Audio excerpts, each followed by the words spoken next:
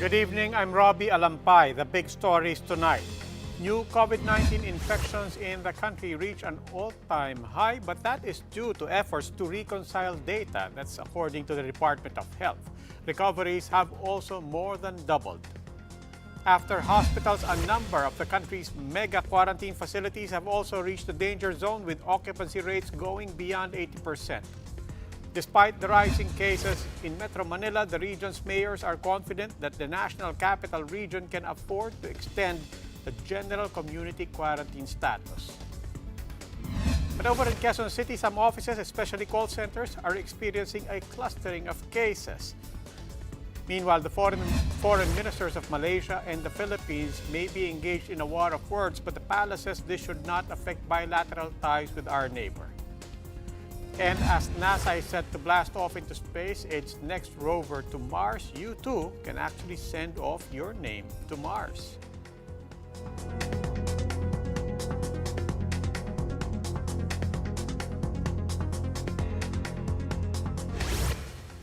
Let's begin with the new COVID-19 cases in the country. The numbers have reached another record high on Thursday.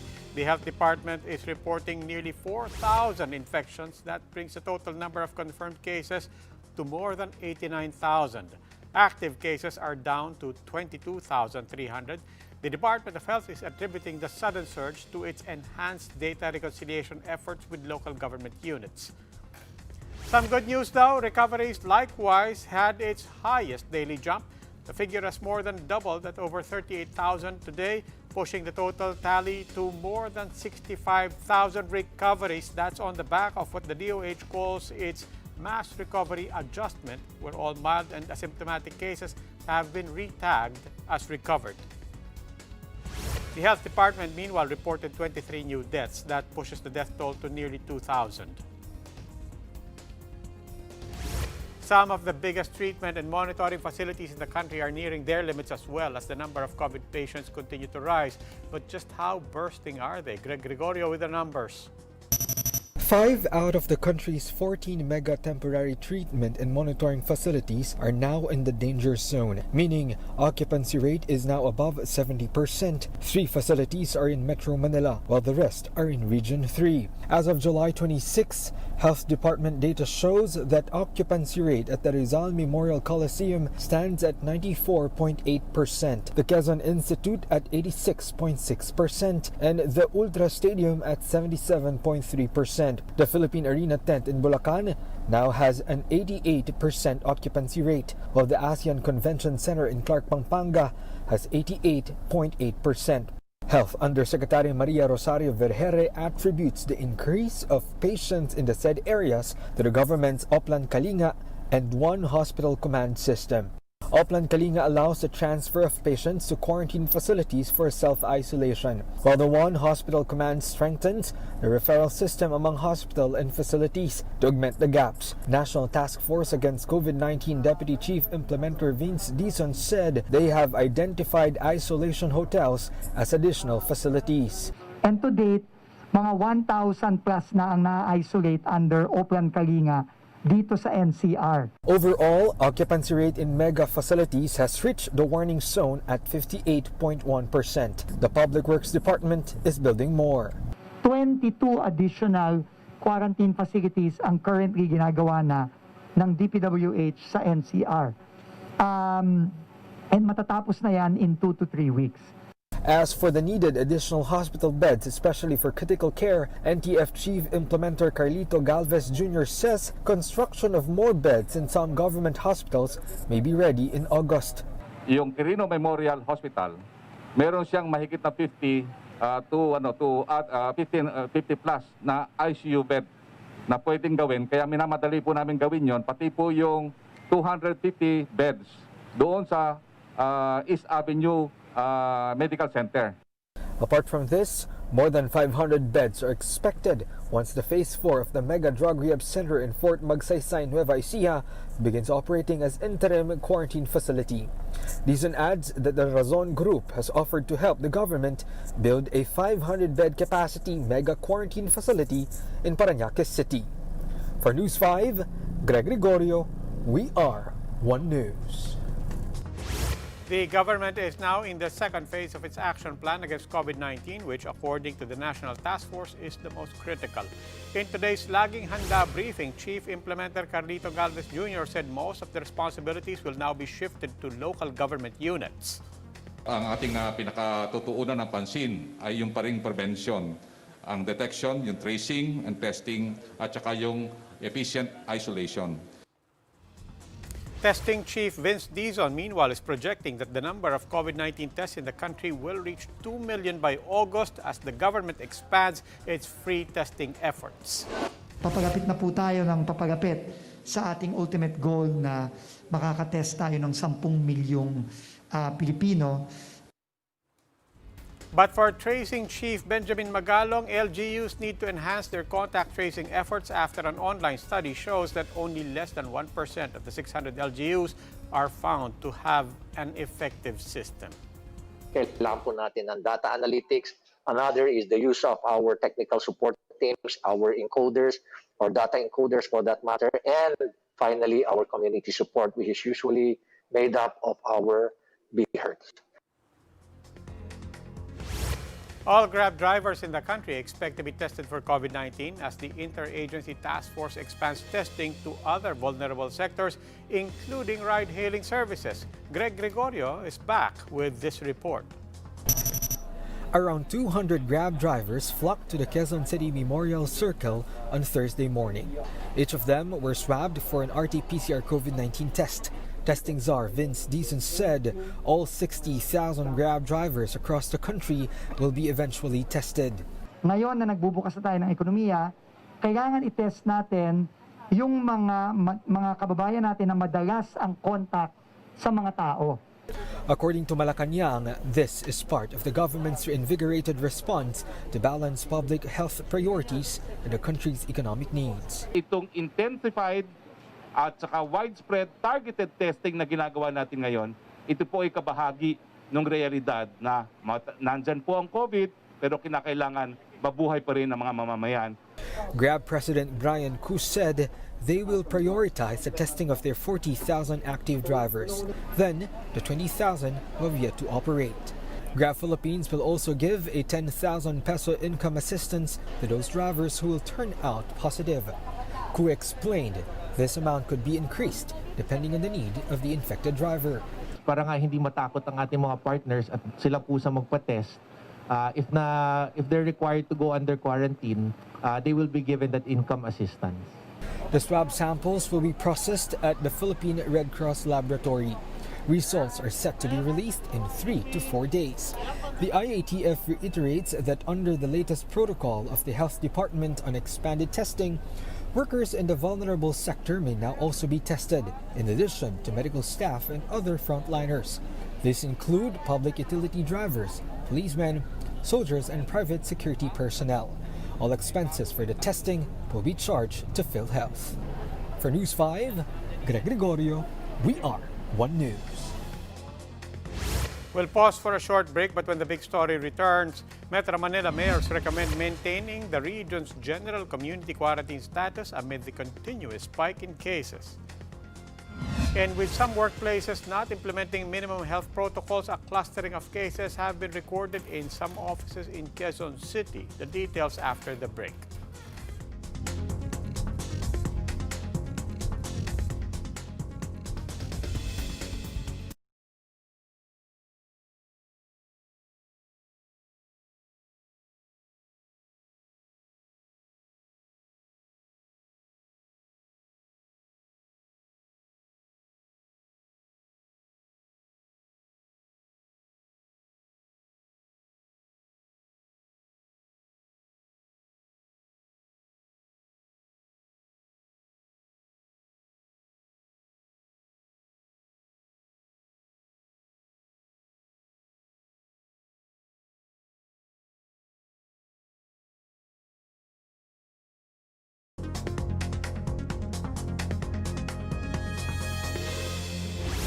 I'm Robbie Alampay. You're watching The Big Story. Metro Manila mayors want to extend the present GCQ status in NCR beyond July. MMDA Chairman Danilo Lim says mayors are confident that they can handle minimal restrictions to the movement of their constituents. Lim says the local executives will comply with whatever the IATF recommends, but he assured that the mayors are aware of their huge responsibility should GCQ be extended despite a rising number of cases in Metro Manila. Mayors natin, magiging malaki yung responsibilidad nila dahil sila yung talagang pag nakita nila ng isang barangay na yan, delikado, critical, maraming kaso, then Meanwhile, Environment Secretary Roy Simato believes Cebu City is ready to return to GCQ. Simato gave credit to the LGU's extensive contact tracing efforts, which has improved the city's case doubling time. I recommended for the GCQ, General Community Quarantine for Cebu City. Kasi bumaba na yung doubling time, bumaba na yung number of deaths, bumaba na yung number of new cases, bumaba na, recoveries tumaas.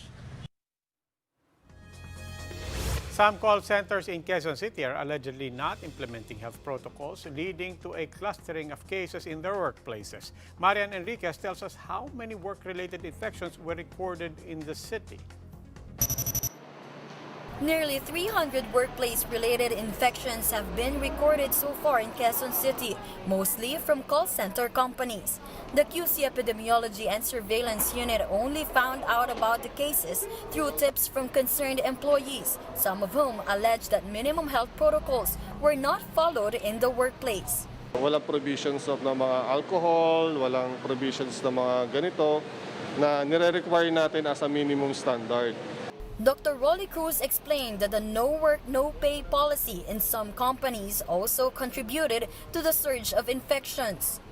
Kaya minsan nagkakahawahan, yung mga may symptoms na, pumapasok pa rin. Aside from the growing number of cases, head data profiler Wilson Atilano says contact tracing becomes challenging as some companies do not cooperate. Meron kasi kaming isang company, merong isang reported cases lang siya, no? Isang company daw po na hindi daw nagre-report sa amin. Lahat na pala dun sa office na yun, sa buong floor na yun, nagkaroon na ng transmission. So more than 70 plus. Mayor Joy Belmonte has issued a memorandum to call centers and other offices in the city with more than 100 employees. The guidelines include the no-entry policy for sick or symptomatic employees and mandatory wearing of face masks even while taking calls and talking to customers. Violation of protocols may lead to the suspension or revocation of business permit. Overall, the QCLGU is ramping up its contact tracing efforts. 300 barangay workers will undergo training next week to join the city's pool of contact tracers.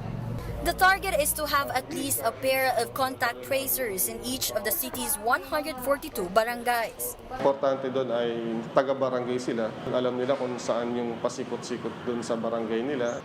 The LGU has also finished training about 150 nurses and medical technologists who will collect samples for the RT-PCR and the rapid test. For News 5, Marian Enriquez, we are One News. Malacanang has expressed gratitude to China for saying that it will prioritize the Philippines once the Asian giant develops a vaccine against COVID-19. Palace spokesman Harry Roque expressed confidence that other Philippine allies will keep the country in mind once they come up with a vaccine. In his fifth SONA, President Duterte said he had appealed to Chinese President Xi Jinping to prioritize Manila in its bid to develop shots against the disease. Saan po natin ay ibang natin sa Amerika, sa Europa at iba pang parte ng daigdig ay isi-share din sa atin ang kanilang mga vaccine kung meron na po sila. Yan po ay fruits of an independent foreign policy. Where we are friends to all and enemies to no one. As for Vice President Leni Robredo's address to the nation, Roque said some of her suggestions are already being done. Roque also said that he welcomes the special audit called for by senators on the government's COVID response expenses. Roque said all funds for the pandemic response have been accounted for. Wala pong tinatago ang presidente at ang Malacanang. Lahat po ng gastos, lahat po ng pera na ginastos para sa COVID-19, nagpunta po yan para sa COVID-19 response ng gobyerno. And these are the other big stories today. The legal team of Maria Reza of Raptor has submitted a counter affidavit against the second cyber libel complaint filed by businessman Wilfredo Keng. Keng's camp is expected to submit their reply in the next 10 days. The prosecutor will then decide whether to dismiss the complaint or file it in court. The Labor Department is reminding companies to pay their employees double should they work on Friday. July 31 is a regular holiday in commemoration of Eid al-Adha or Feast of Sacrifice. The Department of Labor notes, however, that some employers affected by the pandemic may defer the release of the holiday pay. And police have finally nabbed the country's most wanted fugitive, Ruben Ecleo Jr. He was arrested at a golf resort in San Fernando, Pampanga, together with driver Benji Fernan. Ecleo has been in hiding since 2011 after he was convicted for graft and for the killing of his wife back in 2002. 2.3 something to kung yun pa yung nanakawin ko, bigla naman. Tapos yung parisay, papatay ko dahil nasawa yun naman. The government is also ramping up efforts to rehabilitate Manila Bay. The water treatment facility that cleans wastewater before they are emptied out into the bay is now in full operation. Shiloh Francisco tells us how this might just be Manila Bay's saving grace. There's something different about the section of Manila Bay. If you've had the misfortune of opening your car's window when you passed by this area before, you would have been assaulted by the water stench. But now that foul smell is gone. You can also see fish swimming in the water. That's thanks to a newly installed sewage treatment plant nearby. The plant runs on clean energy to clean the wastewater before it's discharged to Manila Bay. It's the first solar-powered STP. Off-grid type ang solar system ng ating STP. 12 oras itong konektado sa power supply sa umaga at kaya nitong mag-operate ng 12 oras sa gabi sa pamamagitan ng solar energy. The plant is no slouch. Its 6 main treatment tanks can handle 500,000 liters of wastewater every day. The facility catches sewage from 3 outfalls, Padre Faura, Remedios, and Estero de San Antonio Abad. These 3 channels were previously discharging untreated wastewater from establishments straight into the bay. Previously, coliform level in the area averages around 3.5 million MPN per 100 milliliter. Now that number is down to 770. The MMDA and the DNR target to lower this further to 200 MPN by end of August. That's the minimum standard safe for swimming and fishing. The DNR admits they're catching up to the delays faced by the Manila Bay Rehabilitation Program. Anyway, we can catch up naman. So these are the things that we are tuloy-tuloy na ito.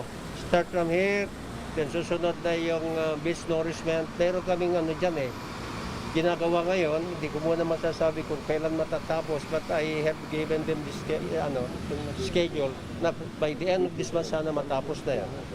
The MMDA realizes the importance of completing this now that it's rainy season. Yung capacity ng cistern natin dito is 2 million.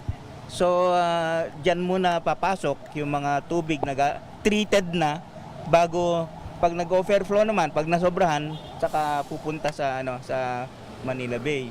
So ibig sabihin, imbes na nakatambak sila tumataas yung level ng tubig sa mga dito sa Roas Boulevard, merong pupuntahan dito. Meanwhile, the DNR warns cruise ships against discarding wastewater in the bay. Yes, nakita dito ang dumi, galing doon. Dito sa lumalabas diyan. Pupunta rito. Nakuha yung mga garbage. We have to let the PPA conduct the mga investigation because I don't like it. The DNR says it is working with the Philippine Ports Authority to enforce the no dumping rule. Shiloh Francisco, WR1 News. Coming up on the big story, it's now tit for tat. Malaysia's foreign minister has summoned Foreign Affairs Secretary Teddy Boy Locsin after his controversial tweet claiming Sabah is not part of Malaysia. And it might take ages before man gets to set foot on Mars, but at least your name can make it there. NASA is handing out souvenir boarding passes to the Red Planet. More after the break.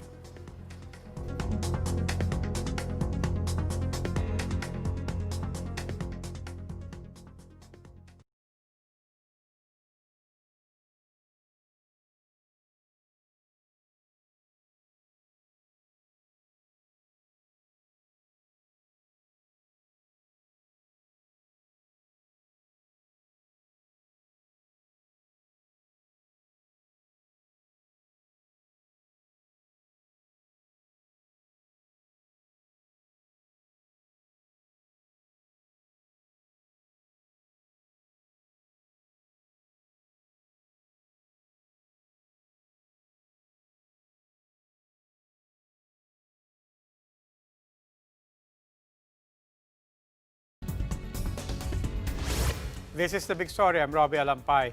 Lawmakers are once again batting for the return of motorcycle taxis but without the required protective shields. Ria Fernandez tells us how the hearing went. Lawmakers are urging the interagency task force to finally allow motorcycle taxis to resume operations. However, some of them are still on the fence about the required protective barriers between the rider and the passenger. At a House hearing Thursday, Deputy Majority Leader Cristal Bagachin branded the policy as anti-poor. Pag ang sasakyan naman ho at ang private car, hindi nalalaman ba natin kung 4-5 sila sa isang sasakyan? Tapos pag ang motor, ang dami nating mga barrier na ganyan. Muntinlupa Representative Rufy Biazon, who is a rider himself, said the use of motorcycle barriers would only attract accidents. Kasi pag nahulog ka, sumemplang ka, sumabit o nabasag yung acrylic and it cuts you, nandun yung level of risk. So while as stated earlier, parang ang basis is because mahirap mag-implement, we have to, parang anong nangyari, for the convenience of the law enforcers. But for Undersecretary Isidro Purisima of the IATF, the barrier requirement should be mandatory and not just for married couples and live-in partners. Napakahirap po implement yan kasi kung i-check mo kung mag-asawa sila o galing sila sa isang bahay, madedelay po yung traffic natin. The Transportation Committee also checked in on jeepney routes as well as the installation of concrete barriers along the EDSA busway. MMDA General Manager Jojo Garcia said recent reports of accidents on EDSA are mere isolated cases. The MMDA official earlier said they would replace the concrete barriers with bollards to avoid more accidents. Sa ibang bansa po, ang double yellow lane nila, parang may pader yan, walang pumapasok. Pero nakita naman po natin iba po ang behavior ng ating mga driver doon. To also ensure public safety, the Move as One coalition said transportation officials must see to it that the 3.5-meter standard road width from the MRT is being followed. For News 5, Ria Fernandez, We Are One News. Smart's 5G mobile phone network is live as a commercial service as of today. Smart Signature Infinity and other Smart postpaid subscribers can now access Smart's 5G data service through certified handsets with 5G activated SIMs. The service is available in key business districts like Makati CBD, BGC, Araneta City, SM Mega Mall, and SM Mall of Asia. Smart 5G is also being rolled out in high-traffic areas such as North Avenue in Quezon City and Taft Avenue in Manila, as well as in Ortigas CBD and Clark Green City in Pampanga. Malacanang assures that the bilateral talks between the Philippines and Malaysia will continue. This after the Malaysian government summoned Manila's ambassador over Foreign Affairs Secretary Teddy Boy Locsin's statement in which he said Sabah is not in Malaysia. We recognize po na this matter that we should not affect our ongoing bilateral ties with Malaysia. It has not affected it in the recent years, and we will continue to have healthy bilateral relations. Locsin made the remark in relation to another tweet posted by the U.S. Embassy in the Philippines. Malaysia recognizes Sabah as its territory. It has claimed it since 1963, but the Philippines claims that the Sultanate of Sulu rightfully owns the territory after it was gifted in exchange for helping the Sultan of Brunei defeat his adversaries. The Corrections Bureau is belying reports that another high-profile inmate in Bilibid has died of COVID-19. So what's their proof? Ryan Ang shows us in this report. High-profile inmate Raymond Dominguez is alive, contrary to reports that he died last Sunday. The Bureau of Corrections shared a video showing the 35-year-old convict seemingly active and well. According to them, the video was taken last Tuesday. The Bucor says he's sick with COVID-19 and is currently in quarantine in Site Harry, inside the National Bilibid Prison in Muntinlupa. Kasama yan sa ating cooperation with the NBI team who are investigating the situation. So lahat po ng kailangan nilang requirements ay tinutulungan natin sila na makuha. Based on the result of the PCR swab test that Dominguez gave his relatives, he tested positive for the coronavirus on June 17. He was brought to Site Harry, where he stayed together with JB Sebastian and 4 other high-profile inmates from Building 14. Sebastian died of COVID-19 on July 18. And this worried relatives of the 5 remaining high-profile inmates who also stayed inside Hari. Sobrang bigat talaga, hindi na nga po kami makatulog, hindi na namin alam kung ano yung mararamdaman namin. Dominguez family refused to give a statement. The convict is allegedly experiencing only mild symptoms. He has been in isolation for a month now, but he might need to stay there for a little longer because of asthma. The other 4 high-profile inmates that came from Building 14 also have other diseases. So makikita mo doon if they have fever, if they manifest other symptoms like diarrhea or cough. And alangan namang ibabalik mo sila doon sa pinanggalingan nila na baka makahawa pa sila. The Bucor believes that flooding at the facility is making more inmates sick, that they're already addressing the problem. Umulan ng malakas. Pag umulan talaga ng malakas, flash flood ang nangyayari doon. Ang ginagawa nga natin ay tinatapo-tapo lang natin, pero sa ngayon ay meron na tayong water pump. For now, there are only 13 inmates left inside Hari. They're being monitored by doctors from the Bilibid Hospital. The inmates are scheduled to undergo another round of swab tests. For News 5, Ryan Ang, We Are One News. NASA's latest Mars rover, Perseverance, is set for launch tonight. The $2.4 billion mission will hunt for evidence of ancient life on the surface of the red planet. It will spend 7 months traveling to Mars before landing in the planet's Jezero crater. That's a former lake from around 3 billion years ago. Scientists hope rock samples will be sent back to Earth around 2031. Now, do you want to be a part of NASA's mission to Mars? The space agency is giving out free virtual tickets to its next space mission to the red planet. That is slated for July 2026. As of Thursday evening, over 1 million boarding passes have been submitted. And that wraps up today's big story. Catch us again tomorrow at 8 p.m. on Signal Channels 8 and 250. Please like our Facebook page, One News. For more in-depth analysis, visit our webpage, onenews.ph. You can also catch One News on the Signal Play app. Register for a free account now at signalplay.com and then stream One News live anytime, anywhere. I'm Robbie Alampay and we are One News. Good evening.